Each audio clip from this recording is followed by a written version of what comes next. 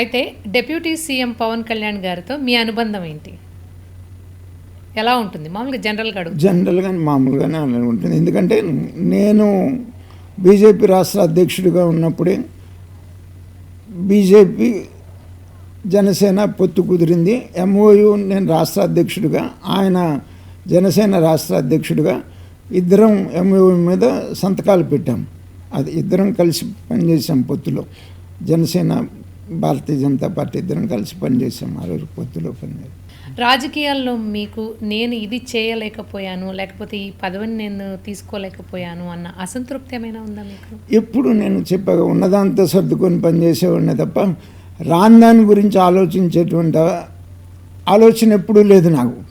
దాని గురించి ఆలోచించుకొని మైండ్ జడగొట్టుకునేంత పరిస్థితి కాదు. ఏదో నేను కష్టపడి పనిచేసే అలవాటు. పదవులు వస్తే పని చేస్తాను, లేకపోతే పని చూసుకుంటాను, అంతవరకే తప్ప నేను రాని దాని గురించి ఆలోచన చేసేటువంటి అలవాటు లేదు నాకు పరిస్థితి. మీ పిల్లలిద్దరూ రాజకీయాల్లో లేరు, రాజకీయంగా వాళ్ళని నేను రాలేకపోయాను, రాజకీయ నాయకుల్ని చేయలేకపోయాను అని మీరు ఎప్పుడైనా అనుకుంటుంటారా? అంటే ఆ ఫీలింగ్ లేదు. ఎందుకంటే వాళ్ళు ఉన్నటువంటి పరిస్థితిలో అంటే రాజకీయంగా ఈ రాష్ట్రంలో ఎంతో సీనియర్గా ఎదుగుండొచ్చేమో, కానీ ఆర్థికంగా ఆ స్థాయికి ఎదగల. నా వరకు నేను చూసుకునే వరకే సరిపోతుంది నాకున్న ఆర్థిక పరిస్థితులు. అందుకని ఇప్పుడు పిల్లల్ని కూడా తీసుకుని వచ్చి అంత బేరు చేసే పరిస్థితి లేదు. వాళ్ళు సెటిల్ కాలేదు పూర్తిగా లేదు. వాళ్ళు ఫైనాన్షియల్గా సెటిల్ అయిన రోజున వాళ్ళు రాగలను. ఎందుకంటే 2005లో మేయర్ని చేశాను, మా పెద్ద అబ్బాయిని మేయర్ని చేశాను. ఆ రోజు నేను మంత్రిగా మేయర్ని చేశాను. ఆ తర్వాత మళ్ళీ అట్లానే. అంటే వాళ్ళకి ఇంట్రెస్ట్ లేదా, మీరు ఇంట్రెస్ట్ చూపించలేదా, లేకపోతే ఎందుకని? ఇప్పుడు మనం చూస్తే చాలామంది రాజకీయ నాయకులు వాళ్ళ పిల్లల్ని ప్రోత్సహిస్తున్నారు, ఎంకరేజ్ చేస్తున్నారు, వాళ్ళు కూడా ఇంట్రెస్ట్ చూపిస్తున్నారు. నాయకుల పిల్లలు కూడా మనం చాలా నియోజకవర్గాల్లో చూసుకున్నాము. కరెక్టే. నేను ఇందాక మీకు చెప్పా కదా, ఇవాళ రాజకీయాలన్నీ కూడా ఫైనాన్షియల్ మ్యాటర్స్తో ముడిపడి ఉన్నాయి. ఆర్థికంగా ఇప్పుడు ఆ పరిస్థితిలో లేను కాబట్టి ఆలోచించట్లేదు నేను. ఓకే. అంటే రాజకీయాలు ఆర్థికంగా ఒకప్పుడు నాకు తెలిసి మీరు రాజకీయాలు స్టార్ట్ చేసినప్పుడు ఒక ఎమ్మెల్యేగా కంటెస్ట్ చేయాలి అంటే ఇంత ఖర్చు ఉండేది కాదు. కానీ ఇప్పుడు చూస్తే నిజంగా ఇది ఖర్చుతో కూడుకున్న విషయము.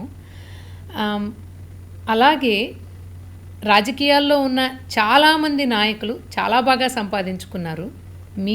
మీకు సుదీర్ఘమైన అనుభవం, దాదాపు 40 సంవత్సరాల పైన రాజకీయాల్లో ఉండి వివిధ మంత్రిత్వ శాఖల్లో మంత్రిగా పనిచేసిన అనుభవం ఉన్న మీరు ఎందుకు సంపాదించుకోలేదు? ఆ రకంగా ఎందుకు ఆలోచించలేకపోయారు? సార్, ఇన్ఫర్మేషన్ నేను చెప్తాను. 2014 ఓడిపోయినప్పుడు ఒకసారి కూర్చొని ఆలోచన చేస్తే రేపు ఎట్లా గడుస్తుంది అనేటువంటి ఆలోచన పరిస్థితి ఆ రోజున.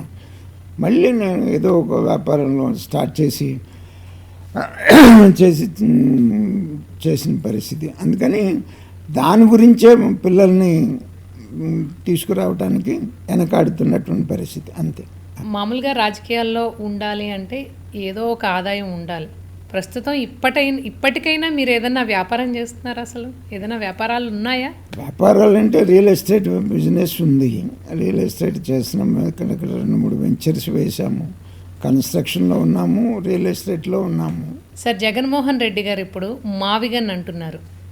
జగన్మోహన్ రెడ్డి గారు అధికారంలోకి రాకముందు ఆయన అమరావతి రాజధానిగా ఒప్పుకున్నారు. తర్వాత అధికారంలోకి వచ్చాక 2019లో 3 రాజధానుల విషయాన్ని పైకి తీసుకొచ్చి ఒక రకంగా అమరావతి రైతుల పరిస్థితిని కానీ, ఏపీ పరిస్థితిని కానీ ఒక రకంగా అధోగతి పాలు చేశారు. అంటే ఫ్యూచర్ ఎలా ఉంటుంది అనే దానిపై ఒక కనీస అవగాహన, ప్రజల్లో ఒక నమ్మకం లేకుండా చేశారు.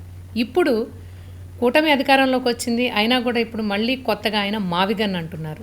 ఏంటి మావిగన్? అసలు మావిగన్తో రాజధాని నిర్మాణం సాధ్యమా? అసలు ఆయన చెప్పిన ఆ మావిగన్ అనే అంశం ఏదైతే ఆ 3 నగరాల చుట్టూతా రాజధాని నిర్మించడం ఎంతవరకు సాధ్యమని మీరు అనుకుంటున్నారు? ఇప్పుడు ఆయనకి ఏ గన్ను లేదమ్మా.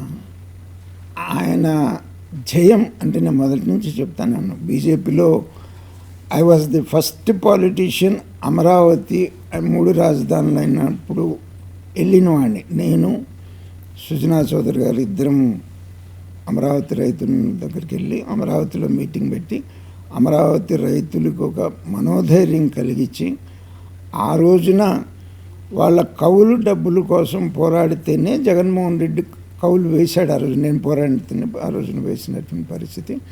అమరావతి ఉద్యమానికి మేము ముందుండి ఆయన ధైర్యం ఇచ్చి నడిపాము. బీజేపీలో పార్టీ పరంగా రెజల్యూషన్ చేశాము. ఏ రాజకీయ పార్టీ రెజల్యూషన్ చేయాల, నేను రాష్ట్ర అధ్యక్షుడిగా బీజేపీలో ఉండే రెజల్యూషన్ చేశాను. కానీ ఆ రోజున జగన్మోహన్ రెడ్డికి 3 రాజధానులని కాదు, రాజధాని కట్టాలని కాదు, తన ఆలోచన అంతా కూడా అతను భారతదేశంలో నెంబర్ 1 రిచెస్ట్ మ్యాన్గా ఉండాలనేటువంటిది తన గోల్. ఆ గోల్ కంప్లీట్ అవ్వాలి అని అంటే ఇప్పుడు అమరావతిలో ఇదంతా పెట్టుకొని ఎక్కడ సాధ్యమయ్యేది కాదు. నేను ఒకరోజు, మరి మీకు గుర్తుండే ఉంటుంది అనుకుంటాను, మోడీ గారు శంకుస్థాపన చేసిన దగ్గర ఒక పూట దీక్ష చేశాను. దీక్ష చేసిన రోజున చెప్పాను, అతనికి 3 రాజధానులని కాదు, రాజధాని అని కాదు, ఇప్పుడు ఇదంతా డెవలప్ చేయాలంటే దానికేం పని, ఒడ్డిచ్చిన విస్తరలాగా విశాఖపట్నం కనపడుతుంది. విశాఖపట్నం దోచేయటానికి తప్ప అతనికి 3 రాజధానులని కాదు, రాజధాని అనేటువంటిదే కాదు, తన జయం విశాఖపట్నం దోచేయటానికే తన రెడీగా ఉంది. కాబట్టి దాన్ని ఇప్పుడు 3 రాజధానుల పేరుతో విశాఖపట్నం దోచేయటమే అని చెప్పేసి ఆయన అనౌన్స్ చేసిన రోజునే చెప్పాను. అదే జరిగింది. విశాఖపట్నం ప్రజలు భయపడిపోయారు కదా. నేను ఒకరోజు బీజేపీలో ఉండి విజయనగరం వెళ్ళాను. విజయనగరం వెళ్తే అక్కడ మా కార్యకర్తలు ఒక వినాయకుడు దేవాలయాన్ని తీసుకెళ్లారు మార్కెట్లో. నేను దేవాలయం నుంచి బయటికి రాగానే బయట ఒక 100 మంది ఆగారు. నేను అమరావతి గురించి ఫైట్ చేస్తున్నాను కదా, వాళ్ళు మా ప్రాంతానికి రాజధాని వస్తుంటే మీరు అడ్డుపడతారని అడుగుతారని నేను ఎక్స్పెక్ట్ చేశాను. కానీ వాళ్ళు ఎట్లా ఉన్నారా బాబు అంటే, ఏందన్నా ఎట్లా ఉన్నాను, ఏముందా మీకు అమరావతి, మీకు రాజధాని వస్తుంది కదా, మీరు ఎట్లా మాట్లాడుతున్నారు ఏంటి అని అన్నాం. భయపడిపోయారు వాళ్ళు. అమ్మో మాకు అవద్దండి రాజధాని, ఇక్కడ మేము భయపడిపోతున్నాం పరిస్థితి వీళ్ళ దెబ్బతో, మాకు మీరే అమరావతిని రక్షించాలి అని చెప్పేసి ఇనానిమస్గా, మరి అక్కడి నుంచి మళ్ళీ పలాస వెళ్ళారు రాత్రి పెళ్ళికి. అక్కడ కూడా కనపడ్డవాడల్లా కూడా ఉండే అమరావతిని మీరే రక్షించాలని చెప్పేసి మాట్లాడినటువంటి పరిస్థితి. అంత భయపడిపోయారు ప్రజలు. 3 రాజధానుల పేరు వీళ్ళ దెబ్బకి అక్కడ విశాఖపట్నం కానీ ఆ ఉత్తరాంధ్ర అంతా కూడా పరిస్థితి అటువంటిది. వాళ్ళకి ఆయనకి రాజధాని అని కానీ ఇంకోటని కానీ లేదు. ఎన్నికలకు ముందేమో అమరావతి రాజధాని ఉంచుతానన్నాడు. ఎన్నికల తర్వాత 3 రాజధానులు అన్నాడు. 3 రాజధానులు 3 ఇటుకలు కూడా పెట్టలా, ఆ విశాఖపట్నాన్ని దోచేయటం తప్ప. తర్వాత ఇప్పుడు మావిగన్ అంటున్నాడు. అంటే మోస్ట్ ఇన్కన్సిస్టెంట్ లీడర్షిప్ అనేటువంటిది ప్రజలు అర్థం చేసుకోవాలని నేను అంటున్నాను. ఎందుకంటే అమరావతి రాజధాని ఉంచుతా అన్నాడు, 3 రాజధానులు అన్నాడు, మావిగన్ అంటున్నాడు. 3 కూడా సాధ్యం కాదని అతనికి తెలుసు. నేను ఆ రోజు చెప్పాను, అమరావతి నుంచి పూచిక పుల్ల కూడా తీసుకొని వెళ్ళలేడు అనే మాట ఆ రోజునే చెప్పాను. ఎందుకంటే ఫస్ట్ చెప్పింది నేనే, ఇది రైతుల సమస్య కాదు, రాష్ట్ర సమస్య.